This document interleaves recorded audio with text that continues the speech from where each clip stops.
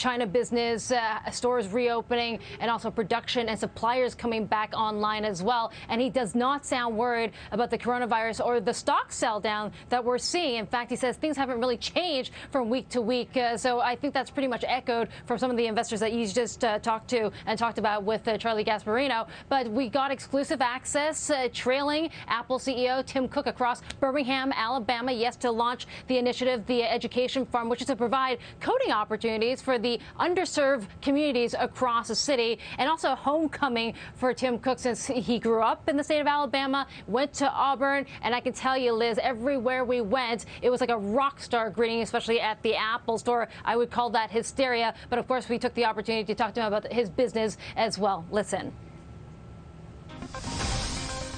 It's always special coming home, but it's even more special coming home and bringing a message about that education is the great equalizer and actually helping to fulfill that dream, along with lots of community leaders here and other companies. So Birmingham is the first place for an education farm.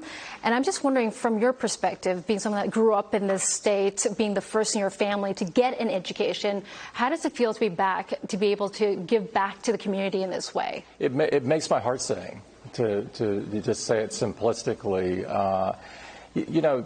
That there's so much that we can all do from an equality point of view, but one of the most important, maybe the most important, is education.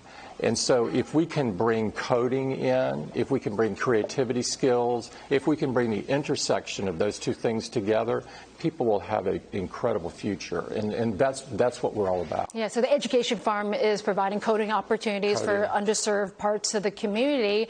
And talking to some of your administrators and your educators, some of these students are building their own apps. And I feel that it's not talked enough about the app economy that Apple has built over the last 10 years, creating 1.9 million jobs. This is enormous. You know, in 2008, the App Store didn't exist. And so you just look back over this 12-year period, and as you say, it's almost 2 million jobs in the app economy in the United States. People are able to write apps to bring out their passion about a particular business, and they can do this out of their home. They can stay in one place that they want to be in. Maybe they want to be in a rural town or whatever, instead of moving it to another place for a job. And we've now paid out $155 billion to developers.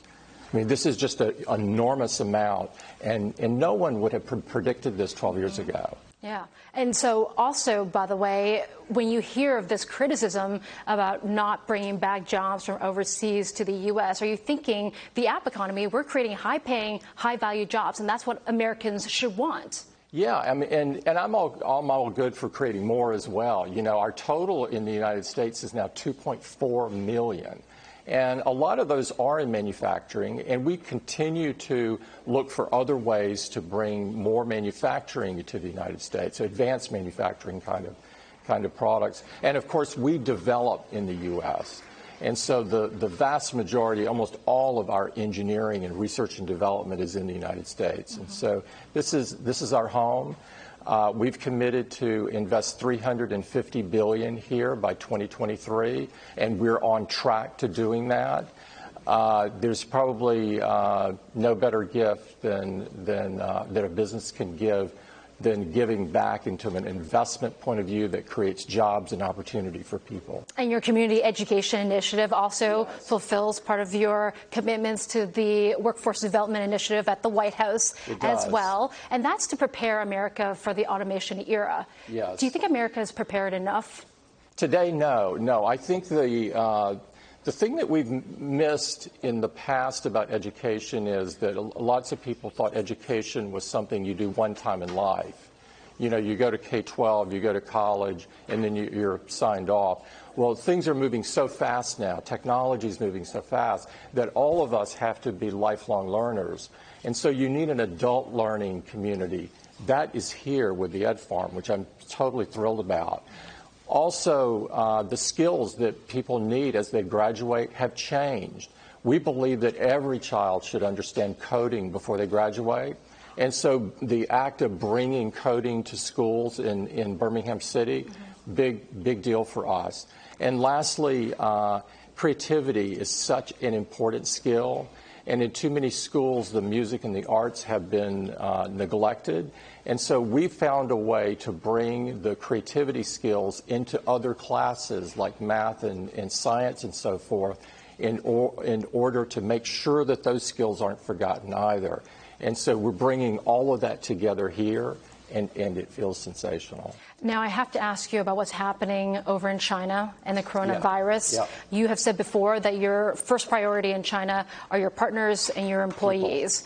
What's the update on coronavirus for Apple? Well, first of all, let me say again, because I think it's so important, in an environment where people are trying to get well and health professionals are putting their well-being on the line to help people get well, that we're human beings first and business leaders second. And so that is my philosophy, and so people are number one.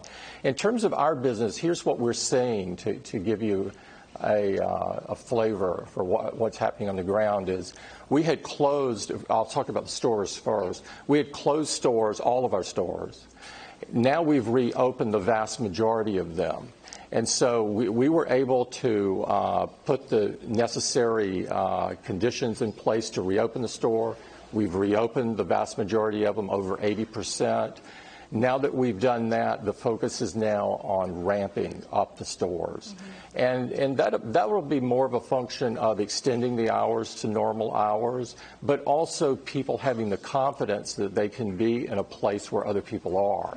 And how long that takes, I don't know, but I'm optimistic there. It feels to me that China is getting the coronavirus under control. I mean, you look at the numbers, they're coming down day by day by day.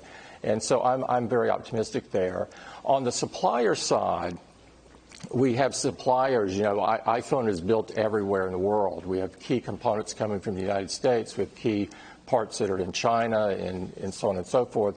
When you look at the parts that are done in China, we have reopened factories, so the factories were able to work through the conditions to reopen. They're reopening. They're also in ramp, and so I think of this as sort of the third phase of getting back to normal, and we're in phase 3 of the ramp mode. That's